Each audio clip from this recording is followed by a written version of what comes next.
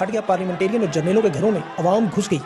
ये तफसील बल्कि मैं इसी खबर से शुरू करता हूँ क्योंकि ये बिल्कुल पाकिस्तान वाले हालात इंडोनेशिया में। कल मैंने आपको बताया था वहाँ 9 मई हुआ और असली वाला, और आज उसमें शिद्दत में इजाफा, 3 लोगों की जान बहक होने की इतलात है और जो एहतजाज और मुजाहरे हैं वो पूरे मुल्क में फैल चुके हैं। हुकूमत की बिल्डिंगों को वहाँ एहतजाज करने वाले बाकायदा नजर आतिश कर रहे हैं और हालात इंतहाई ख़राब हैं। पुलिस पर हमले हो रहे हैं और पार्लियामेंटेरियंस के घरों के अंदर लोग घुस के उनका कीमती सामान मुजाहिरीन के हाथों में, बिल्कुल उसी तरह जिस तरह बांग्लादेश में आपने देखा, श्रीलंका में देखा, 9 मई में देखा, और जिस पे 10-10 साल की सजाएं भी सुनाई गई, वो तो सारा फॉल्स फ्लैग था। अवाम के हाथों सारा माल लग गया और ये पार्लियामेंटेरियंस की तनख्वाह में सिर्फ 10% इजाफे की वजह से हुआ।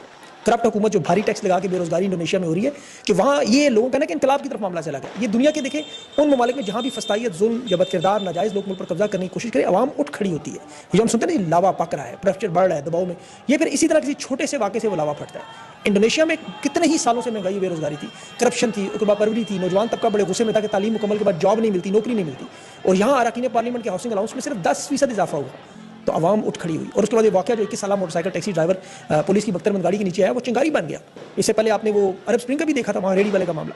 माहरीन का कहना है कि हुकूमत इस्तीफा देने पर गौर कर रही है या फिर फौज का दोबारा आएगी। ऐसा देखें यहाँ इंडोनेशिया में भी, वहाँ फौज जिसे TNI कहा जाता है, तनारा नेशनल, उनकी जो नाम से वो बनाया, सियासी निज़ाम पर का बड़ा कब्जा रहा। जनरल सुहार्तो 32 साल तक फौजी तर्ज पर वहाँ हुकूमत करता रहा। मुल्क में हंगामी हालत भी लगी, मार्शल लॉ भी लगते रहे, वहाँ पर बगावतें भी होती रहीं। 1998 में इस हाथों का जब दौर खत्म हुआ तो अवाम ने एहतजाज किया, फौज पीछे हट गई। उसके बाद आईनी इस्लाहात हुए, फौज मुकम्मल तौर पर सियासत से आउट हो गई। अब देखिए 27 साल हो गए हैं, फौजी नशिस्तें पार्लियामेंट से खत्म कर दी और फौज अब सिर्फ सिक्योरिटी और दिफा तक महदूद थी।